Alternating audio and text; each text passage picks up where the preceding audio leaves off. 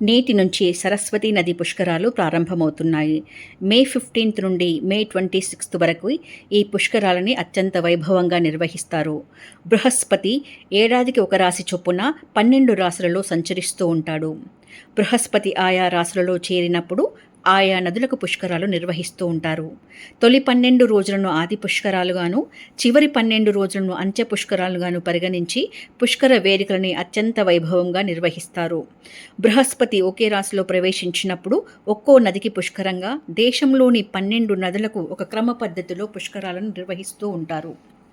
గురువు మేషరాశిలో ప్రవేశిస్తున్నప్పుడు గంగానది పుష్కరాలు, వృషభ రాశి నందుండగా నర్మదా మహానదికి, మిథున రాశి నందు ప్రవేశించినప్పుడు సరస్వతీ మహానదికి, కర్కాటక రాశి యందు ప్రవేశించినప్పుడు యమునా నదికి, సింహరాశి నందు ప్రవేశించినప్పుడు గోదావరి నదికి, కన్య రాశి యందుండగా కృష్ణానదికి, తులారాశిలో ప్రవేశించినప్పుడు కావేరీ నదికి, వృశ్చిక రాశి నందు ప్రవేశించినప్పుడు భీమరథి నదికి, ధనుసు రాశి నందు ప్రవేశించినప్పుడు పుష్కర వాహిని నదికి, మకర రాశి యందు ప్రవేశించినప్పుడు తుంగభద్ర నదికి, కుంభరాశి యందు ప్రవేశించినప్పుడు సింధు నదికి, చివరకు మీనరాశి నందు ప్రవేశించినప్పుడు ప్రణితా మహానదికి పుష్కరాలను నిర్వహిస్తూ ఉంటారు.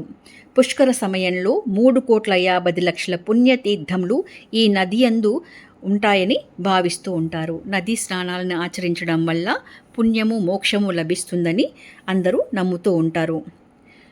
ఈ పుష్కర స్నానమని ఆచరించడానికి కారణము, పూర్వకాలంలో పుష్కరుడు అనే ఒక బ్రాహ్మణుడు శివుని కోసం తపస్సు చేస్తాడు. ఆయన భక్తికి మెచ్చిన శివుడు ప్రత్యక్షమై ఏదైనా వరం కోరుకోమని అడుగుతాడు. అందుకు పుష్కరుడు, ఓ దేవా, జీవులు చేసిన పాపాల వల్ల నదులన్నీ అపవిత్రమవుతూ ఉన్నాయి. నదులు పవిత్రమై ప్రజలు సుభిక్షంగా ఉండాలంటే నా శరీర స్పర్శతో పునీతమయ్యేటట్లు వరం ఇవ్వమని కోరుకుంటాడు. అప్పుడు శివుడు, నీవు ఏ నదిని ప్రవేశిస్తే ఆ నది పుణ్యతీర్థమవుతుంది. ఆ నదిలో స్నానం ఆచరించిన వారంతా పాప విముక్తులవుతారని వరం ఇచ్చినట్లు పురాణ గాథలు స్పష్టం చేస్తూ ఉన్నాయి. భారతదేశంలో ఈ సరస్వతీ నది పుష్కరాలు చాలా చోట్ల జరుపుకుంటూ ఉంటారు. సరస్వతీ నది రాజస్థాన్లోని ఆరావళి పర్వత శ్రేణిలో ఉద్భవించి సిద్పూర్ మరియు పటాన్ల గుండా ప్రవహించి రాణా ఆఫ్ కచ్ మునిగిపోతూ ఉంటుంది. ఆ నది పేరే సరస్వతీ నది. అలకానంద నదికి ఉపనది అయిన సరస్వతీ నది బద్రీనాథ్ సమీపంలో ఉద్భవించింది. దీన్నే త్రివేణి సంగమంగా మనం భావిస్తూ ఉంటాము. త్రివేణి సంగమం అంటే అక్కడ గంగా మరియు యమున మరియు సరస్వతీ నదులు ఇక్కడ ఉంటాయి. సరస్వతీ నది అంతర్వాహినిగా ప్రవహిస్తూ ఉంటుంది. భారతదేశంలో సరస్వతీ నది పుష్కరాలు ఉత్తరాఖండ్ బద్రీనాథ్లోని చమేలి జిల్లాలో మనావద్ గ్రామం వద్ద జరుపుకుంటూ ఉంటాము.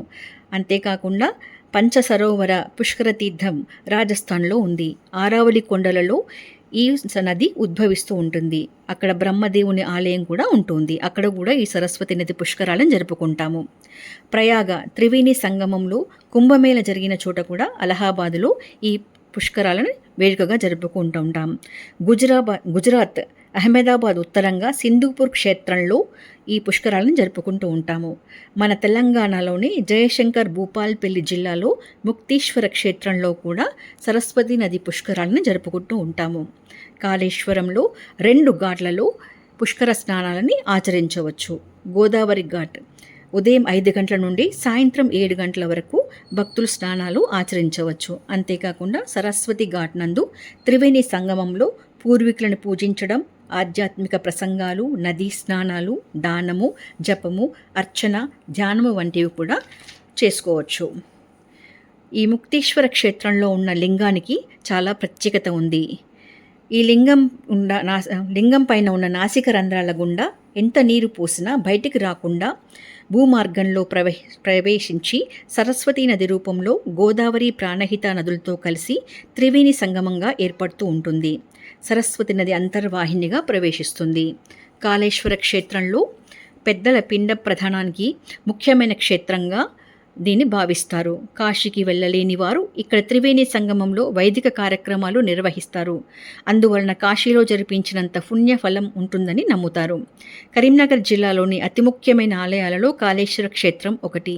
ఇక్కడ శివలింగంతో పాటు యమలింగం కూడా ఉంటుంది. పురాతన కాలంలో యముడు మనుషుల పాపాలను తొలగించి వారికి ముక్తిని ప్రసాదించాలని శివుణ్ణి ప్రార్థిస్తాడు. అప్పుడు శివుడు యముని కోరికను తీర్చడం వలన ఇక్కడ ఒకే పాండపట్టం పైన 2 లింగాలు వెలుస్తాయి. ఒకటి యమలింగము, రెండవది శివలింగము. యముడు మనుషుల పాపాలను తొలగిస్తాడు, శివుడు మోక్షాన్ని ప్రసాదిస్తాడు. అందుకే ముక్తీశ్వర క్షేత్రం అని కూడా అంటారు. ఇక్కడ ముందు యముని దర్శించుకున్నాకే శివుని దర్శనం లభిస్తుంది. పుష్కర స్నానం ఆచరించడం వల్ల పూర్వజన్మ పాపాలన్నీ నశించి మోక్షప్రాప్తి పొందుతారని బ్రహ్మాండ పురాణం చెప్తుంది. పుష్కర స్నానం ఆచరించడం వల్ల అశ్వమేధ యాగం చేసిన ఫలితం లభిస్తుందని అంటారు. నర్మదా నదిలో తపస్సు, కురుక్షేత్రంలో దానము, కాశీలో మరణం ఎంత మోక్షప్రదమో ఈ మూడింటి ఫలితం ఒక పుష్కర స్నానం వల్ల కలుగుతుందని వేద ఋషులు చెప్తూ ఉంటారు. పుష్కర స్నానం వల్ల శారీరక మానసిక బాధలు తొలగి మనశ్శాంతి లభిస్తుంది, పునీతులవుతారు, అలాగే తేజోవంతులు అవుతారని భావిస్తారు. పుష్కర సమయంలో చాలామంది దానాలను కూడా ఆచరిస్తూ ఉంటారు. వారికి తోచిన విధంగా బంగారము, వెండి, భూదానము, గోదానము, ధనము, ధాన్యము, ఔషధాలు, పండ్లు, బెల్లము, వస్త్రాలు, నూనె, తేనె, అన్నము, పుస్తకాల వంటివి కూడా దానం చేస్తూ ఉంటారు. ఈ దానాల వల్ల చాలామంది తమ బాధలు తొలగిపోయి పుణ్యాన్ని పొందుతామని భావిస్తూ ఉంటారు. పుష్కర స్నానాలు చేసి అందరం పునీతులవ్వాలని కోరుకుంటూ ఉన్నాను. సర్వే జనా సుఖినో భవంతు, సమస్త సన్మంగళాని భవంతు. అందరూ బాగుండాలి, అందులో మనం ఉండాలి.